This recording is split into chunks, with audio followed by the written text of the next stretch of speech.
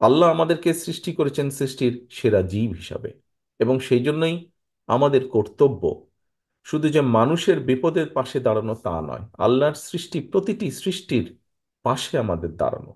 সেটি যে কোনো জীবজন্তু হতে পারে, সেটি প্রকৃতি হতে পারে, সেটি গাছপালা হতে পারে। বিনা প্রয়োজনে গাছপালা কাটা যেমন ঠিক না, একইভাবে বিনা কারণে কোনো পশু পাখিকেও আঘাত করা ঠিক না। কোনো পশু পাখিও বিপদে পড়লে, কোনো মানে ক্ষতিগ্রস্ত হলে, সেখানেও মানুষ হিসাবে, আল্লাহ সৃষ্টির সেরা জীব হিসাবে আমাদের সেখানেও এগিয়ে আসা উচিত বলে আমি মনে করি।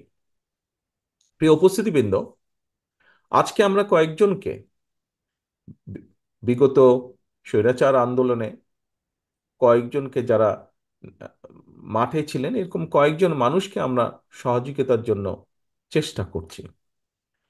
আমি ব্যক্তিগতভাবে মনে করি যে আমাদের এই চেষ্টাটি শুধু এখানে থেমে থাকলেই হবে না।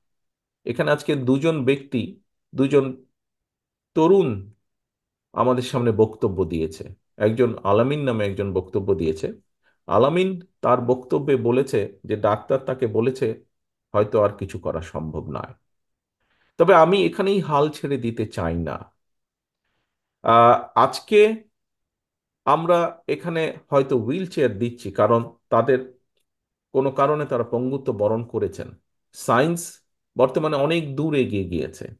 আমি দৃঢ়ভাবে বিশ্বাস করতে চাই যে আজ না হলেও কাল, কাল না হলেও পরশু হয়তোবা আমরা এমন কোনো চিকিৎসা তাদেরকে দিতে সক্ষম হব, যে চিকিৎসার সুবিধার কারণে তারা হয়তো আবার আগের মতন হাঁটতে চলতে ফিরতে পারবেন নিজের পায়ে, হুইল চেয়ারের প্রয়োজন হবে না। আমি এভাবে জিনিসটিকে দেখতে চাই।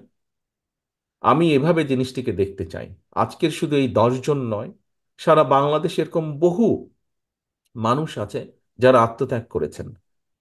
কতজনকে আমরা করতে পারবো, সেই চিকিৎসার সুবিধা দিতে পারবো, সেটি বলতে পারবো না। তবে থেমে বা বসে থাকলে বোধহয় ঠিক হবে না। যে কয়জনকে আমরা পারি, সে কয়জনের প্রতি আমাদের এগিয়ে আসা উচিত বলে আমি মনে করি। এবং শুধু রাজনৈতিক দল হিসেবে নয়, শুধু একজন ব্যক্তি হিসেবে আমরা নয়, আমি আজকে আহ্বান করব সমাজের প্রতিটি মানুষকে, যাদের যতটুকুই সামর্থ্য আছে, যাদের যতটুকুই সাধ্য আছে, সেই সাধ্য অনুযায়ী তারা যদি এগিয়ে আসেন, আমরা বহু মানুষকে সাহায্য করতে সক্ষম হব।